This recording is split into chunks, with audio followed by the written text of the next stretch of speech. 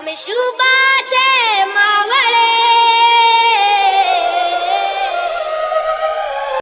प्रकरण 45.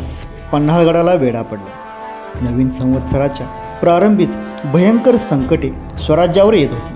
उत्तरेकडून तर एक अतिशय प्रचंड संकट येत होते. आदिलशहाच्या पत्रानुसार औरंगजेबाने अवाढव्य फौज महाराष्ट्रावर रवाना करण्याचा मनसुबा ठरविला होता. विजापुराहून सिद्दी जौहरही येतच होता. धुळीचे लोट पन्हाळ्याकडे फुफाटात निघाले. जौहरची फौज दौडत होती. समोर पन्हाळा आपल्या बुरुजाच्या अव्वळ मुठीत भगवा झेंडा फडकावीत ताठ छाती काढून उभा होता. पन्हाळा दिसू लागताच जौहरच्या फौजेला नवाच उन्माद चढला. ती ओरडत होती, दौडत होती, डटके चलो, डटके चलो. एकदम हल्ला चढवून गड जिंकणे अशक्य आहे हे जौहर जाणून होता. शिवाजी पन्हाळ्यावरच आहे ही मुस्तकीम खबर त्याला होतीच. म्हणून गडाला वेढा घालून शिवाजी शरण येईपर्यंत राहायचा बेत त्याने केला होता. किती काळ शिवाजी वरून लढेल? अन्न आणि वैरण संपली की खाईल काय? तो आणि त्याची पागा अन्ना वाचून एक दिवस खास तडफडू लागेल. त्या दिवसापर्यंत गडाला कडक वेढा घालून बसायचे. आणि तलवार धरून लढायला उतरला तर तीही तयारी आहे. शिवाजीला मारायचे तरी किंवा धरायचे तरी. मग वर्ष लागो वा वर्षे लागोत, जौहरचा हा निर्धार होता. जौहर येण्यापूर्वीच महाराज मिरजेचा वेढा उठवून पन्हाळ्यास पसार झाले होते. शिवाजी मिरजेहून पळून गेला हा एक आपला फार मोठा विजयच झाला. तो जौहरच्या फौजेला भिवूनच पळाला असे बादशहाला वाटले. बादशहाने ही आनंददायक वार्ता आपल्या मातब्बर सरदारांना कळविली. त्यातच महाराजांचे धाकटे सावत्र बंधू व्यंकोजीराजे यांनाही कळविली. त्या पत्राची तारीख होती 3 मार्च 1660. पन्हाळगडाच्या पायथ्याशी औरस खूपच मोठी छावणी पडली. तंबू राहुट्यांची दाटी लागली. पंख पसरून जणू बगड्यांचा पांढरा शुभ्र थवा उतरला. चौफेर पक्का वेढा पन्हाळ्याला घालण्याकरिता जौहरने योजना केली आणि तातडीने फौजांचे मोर्चे बसविले. थोड्याच वेळात गडाला पूर्ण वेढा पडला. फाजलखान, बडेखान, रुस्तुम-ए-जमान आणि स्वतः जौहर यांनी गडाच्या पूर्व बाजूस मोर्चे दिले. सादत खान, सिद्दी मसूद, बाजी घोरपडे आणि भाई खान यांनी पश्चिमेकडून नाकेबंदी केली. उत्तर आणि दक्षिण बाजूकडूनही जौहरने कडक वेढा ठेवला. वेढ्यातून गडावर तोफा, बंदुकांचा व बाणांचा मारा सुरू झाला. गडावरून मराठ्यांनीही जबाब दिला आणि उभय पक्षात अशी कामगिरी सततच चालू राहिली. जौहरचा कोणताही मारा गडावर कारीगार होईना. महाराज अत्यंत जागरूक होते. ते शत्रूला वर सरकूच देईनात. लक्ष्मण रेषा एका विशिष्ट टप्प्याच्या पुढे जाणे जौहरला जमेना. त्या टप्प्याच्या पुढे कोणी सरकला की गडावरून सुटलीच तोफ, सुटल्याच गोळ्या किंवा बाण. जौहरचा मारा पोहोचेना. जौहरचे बळ मात्र सारखे वाढत होते. शृंगारपूरकर, सूर्यराव सुर्वे, राजे व पालवणीकर, जसवंतराव हे ससैन्य येऊन जौहरला सामील झाले. 2 आठवडे ओलांडले. दिनांक 15 मार्च 1660चा सुमार. जौहर आणि फाजल एका गोष्टीचा सारखा विचार करीत होते. गडाच्या तटापर्यंत मारा पोहोचण्यासाठी काय करावे? लांब पल्ल्याच्या तोफांची व बारूद गोळ्यांची आवश्यकता होती. पण तशा तोफा तर वेढ्यात नव्हत्या. तेवढ्यात जौहरला व विशेषतः फाजलला एक युक्ती सुचली. त्यांना राजापूरच्या इंग्रज वखारवाल्यांची आठवण झाली. हेनरी रेव्हिंग्टनशी फाजलखानाचा व रुस्तुम-ए-जमानचा पूर्वी पत्रव्यवहारातून परिचय झालेला होता. जर इंग्रजांकडून तोफा व दारुगोळा मिळाला तर. पण हे इंग्रज फक्त व्यापारच करतात, राजकारणापासून अलिप्त असतात. मग कसं देतील मदत ते? पण पैसा द्यायचे आपण कबूल केल्यावर देतीलही कदाचित. राजकारण म्हणून नव्हे, पण व्यापार म्हणून दारुगोळा आणि तोफा विकायला त्यांना कोणती हरकत आहे? इंग्रज कंपनीची मदत न मिळाली तरी हेनरी रिव्हिंग्टन साहेबाने व्यक्तिशः स्वतःची म्हणून अशी मदत द्यायला काय हरकत आहे? असा उलटसुलट विचार करून जौहरने व फाजलने आपला एक मुतालिक 400 स्वारांसह राजापुरास इंग्रजांकडे ताबडतोब रवाना केला. राजकीय भानगडीत भाग न घेणाऱ्या इंग्रज कंपनीतील अधिकाऱ्यांनी व्यक्तिशः राजकारणे केली तर काय हरकत होती? व्यक्तिशः हा शब्दच लबाडांसाठी लाख मोलाचा आहे. कित्येकदा राजकीय उचापतीत व्यक्तिशः भाग घेणाऱ्या लबाड व्यक्तींनीच काही कंपन्या गच्च भरलेल्या असतात. इंग्रजांची ईस्ट इंडिया कंपनी अशाच पैकी होती. सिद्दी जौहरच्या मुतालिकाने त्वरेने राजापूर गाठले. त्यांनी वखारीत जाऊन हेनरी रिव्हिंग्टनची भेट घेतली आणि जौहरचे पत्र व निरोप त्याला सादर केला. लांब पल्ल्याच्या तोफा व दारुगोळा आम्ही खरेदी करावयास तयार आहोत, तरी आम्हा हा माल पुरवावा अशी जौहरची मागणी होती.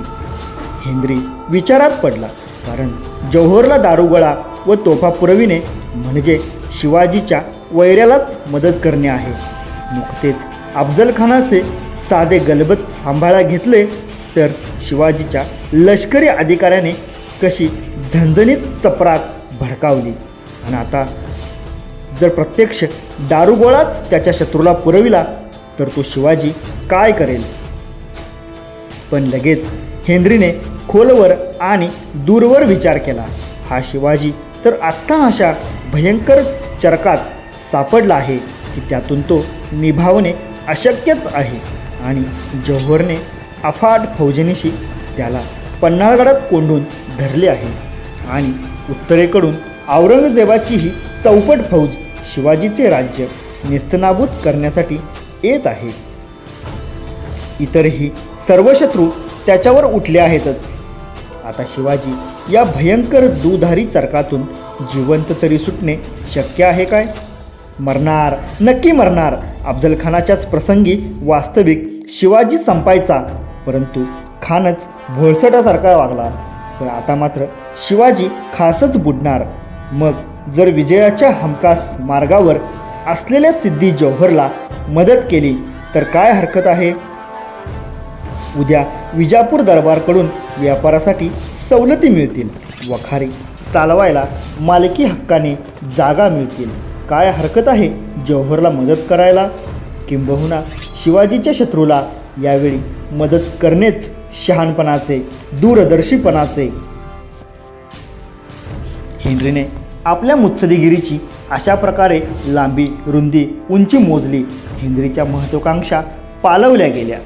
तोंडाला पाणी सुटले आणि त्याने जौहरच्या मागणीला एकदम होकार दिला. सुरतेच्या गव्हर्नरची परवानगीसुद्धा मागण्याची जरुरी त्याला वाटली नाही. त्याने व्यक्तिशःच हा निर्णय घेतला. अवघ्या 1.5 महिन्यापूर्वी आपण शिवाजीशी काय करार केला हे लक्षात असूनही हेनरी शिवाजी महाराजांच्या विरुद्ध उठला. दारुगोळा देण्याचे तर त्याने कबूल केलेच, पण याशिवाय इंग्रज गोलंदाजही पाठविण्यास तो तयार झाला. इतकेच नव्हे तर तो स्वतःही पन्हाळ्याच्या वेढ्यात जाण्यास निघाला. इतर साहेब मंडळीही नव्या निमंत्रणाने खुश झाली. चला पन्हाळ्यावर. अहो, पण तो शिवाजी काय म्हणेल? छे, आता शिवाजीला कोण भितो? पाहिलेत हे इंग्रज कसे होते ते? राजकारणाशी संबंध न ठेवणारे, निरुपद्रवी वाणी बरे. खरोखर या इंग्रजांसारखे लबाड लोक फक्त इंग्रजच. रंगाने गोरे गोरे, डोळ्यांनी घारे घारे, बोलायला गोड आणि पोटात खोड. यांच्या काळजात काय दडले आहे हे कोणालाही समजायचे नाही. महाबिलंदर तागडी तोलता तोलता सदैव तिरक्या नजरेने यांचा डोळा राजकारणावर असायचाच. आता तर गिराईक घरी चालून आले होते. निघण्याची तयारी झाली. इंग्रज गोलंदाजांची एक लहानशी तुकडी, एक मोठी थोरली तोफ, दारुगोळ्यांचे पेठारे आणि इतर सामान सुमान राजापुराच्या वखारीतून बाहेर पडले. आणि विशेष म्हणजे इंग्रजांचे युनियन जॅक नावाचे निशाणही फडफडत बाहेर पडले. आपले निशाण फडकावीतच जौहरला मदत करण्याचा हेन्रीचा हेतू होता. हेन्री राजापुराहून निघाला. दिनांक 2 एप्रिल 1660 आणि रायपाटण आणि स्कुऱ्याच्या घाटाने सह्याद्री चढू लागला. एवढ्या मोठ्या उंच डोंगर घाटाने ती प्रचंड तोफ चढून जाणार होती. उन्हाळ्याचे दिवस होते. हेन्रीच्या मदतीला जौहरने पाठविलेले 400 स्वार होते. अखेर जमिनीला भेगा पाडीत ती प्रचंड तोफ मलकापूर परिसरात दाखल झाली. सिद्दी जौहरने हेन्रीचे मोठ्या थाटात स्वागत केले. लगेच ती तोफ आणि इंग्रजी पाहुणे इंग्रजी तालावर पन्हाळ्याच्या पायथ्याशी वेढ्यात येऊन दाखल झाले. दिनांक 10 एप्रिल 1660च्या सुमारास लगेच जौहरने हेन्रीला व्यापारी भाषेत राजकारणी मदाचे एक बोट चाटविले. तो त्याला म्हणाला की तुमचा माल पसंत पडल्यास आणखी मागणी करू. पण सर्वजण उत्सुक झाले होते तोफेचा धडाका पाहण्यास. इंग्रजांच्या तोफेमुळे वेढ्यात उत्साहाच्या उर्मी उमटत होत्या. इंग्रजांचा इंतजाम उत्तम होता. हेन्रीच्या बरोबर मिघॅम, फिलिप गिफर्ड, वेल्जी वगैरे मंडळी होती. काही वेळानंतर इंग्रज गोलंदाज हेन्री रिव्हिंग्टन व सिद्दी जौहर तोफेची परीक्षा पाहण्यासाठी बाहेर पडले. लोकांनी ती प्रचंड तोफ ओढून रेटून मोर्चात आणली. पन्हाळगडाच्या तटाचा वेध घेऊन गोलंदाजांनी तोफ फिक्स केली. तिच्या पोटात दारू व गोळा ठासून इंग्रज उभे राहिले. तेवढ्यात हेन्री रिव्हिंग्टनने तोफेच्या शेजारी आपले युनियन जॅक फडकावले. उघड निशाण लावून इंग्रजांनी महाराजांशी वैर जाहीर केले. ते विस्तवाशीच वैर. पण आपण तरी काय करीत आहोत हे त्या इंग्रजांच्या डोक्यातही येत नव्हते. इंग्रज धुंद झाले होते. गडावर महाराजांची चिंताक्रांत शतपावली चालू होती. हेन्रीने इशारत दिली. तोफेला बत्ती मिळाली आणि धडाधड धडाका उडाला. तेवढा प्रचंड आवाज तो. धुराचा लोट उसळला. तटाच्या रोखाने लालबुंद गोळा उडाला. एवढा मोठा आवाज टाकणारी तोफ गनिमाच्या छावणीत आली तरी केव्हा? गडावर हे कुतूहल निर्माण झाले आणि पाहतात तो इंग्रज टोपीवाल्यांचा झेंडा फडफडतोय. शेजारीच एक मोठी थोरली तोफ खुद्द इंग्रजच दागीत आहेत. महाराजांना समजले इतक्या निर्लज्ज दिमाखात इंग्रज तोफेची सरबत्ती करीत आहेत हे पाहून महाराजांच्या तळपायाची आग मस्तकाला गेली. 1.5 महिन्यापूर्वी ज्यांच्यावर मेहरबानी केली तेच हे कृतज्ञ इंग्रज. यांचा माल परत केला. यांचा माणूस सोडून दिला. आजवर यांचा व्यापार नीट चालू दिला. त्या उपकाराची ही फेड. गाईच्या आसळाला चिकटलेले गोचिड अखेर तिचे रक्तच पितात. दूध आवडत नाही त्यांना. इंग्रजांच्या गोलंदाजीने पन्हाळ्याला मात्र काहीच इजा पोहोचत नव्हती. त्यांच्या गोळ्यांमुळे काहीच वेगळे घडलेले नव्हते. पन्हाळगडाचा बंदोबस्त महाराजांनी अव्वल ठेवला होता. हेन्री मात्र बायकोच्या भावासारखा सिद्दी जौहरसाठी राबत होता. पण इंग्रज तर बोलून चालून परकेच. सिद्दी जौहरही परकाच. परक्याला परका सामील झाला तर नवल नाही. पण परक्याला जर कोणी घरचाच सामील झाला तर त्याला काय म्हणावे? परंतु अशा घरच्याच दावेदारांचे पीक आमच्याकडे फार. शृंगारपूरकर सुर्वे आणि जसवंतराव पालवणीकर हे तर प्रथमपासून बादशहाचे जागीरदारच होते. महाराजांशी आणि स्वराज्याशी वैर करणे हे त्यांचे कर्तव्यच होते. त्याला नाव द्यायचे स्वामी भक्ती. पण इतरही काही लाचार पोटभरूंच्या पोटातून बादशाही प्रेमाचा उमाळा उठत होता. असेच हे 2 नमुनेदार प्राणी पहा. एकाचे नाव होते गोंदाजी पासलकर. हा मोसे खोऱ्यात राहणारा बाजी पासलकरांचाच बिरादर. फरक मात्र इतका मोठा की बाजींनी स्वराज्यासाठी लढता प्राण अर्पण केला आणि या अवगुणी गोविंदाने स्वराज्याच्या शत्रूशी संगनमत चालविले होते. त्याने याच वेळी बादशहाला पाठविलेल्या अर्जातील पुढील ओळी पहा. मौजे सायतन हा गाव मला इनाम मिळावा. तसेच मौजे वरसगाव येथे 100 बिघे शेरी जमीन आणि मौजे जांभळी येथे 80 बिघे शेरी जमीन मला इनाम मिळावी, म्हणजे मी सलाबत खान सिद्दी जौहरबरोबर खरी मसलत व चाकरी करीन. चिमुटभर स्वार्थाकरिता केवढे हे पाप. दुसऱ्या प्राण्याचे नाव होते केदारजी देशमुख उर्फ खोपडे. खंडोजी खोपड्यांचे हे भाऊबंद. याने बादशहाला केलेला हा अर्ज पहा. मौजे नेर व पळसोळी ही गावे मला इनाम मिळावे. भागवडी येथील 5 बिघे मिळावे, म्हणजे मी सलाबत खान सिद्दी जौहरबरोबर बादशाही मसलत करीन. या दोघांचेही अर्ज अली आदिलशहाने एकदम मंजूर केले. करणारच. महाराष्ट्राच्या आस्तीनेतील निखारे फुलवायची संधी महाराष्ट्राचा आणि महाराजांचा शत्रू कधीतरी सोडील काय? बादशहाने दोघांनाही कृपेची फरमाने एकाच दिवशी पाठवली. दिनांक 9 मार्च 1660.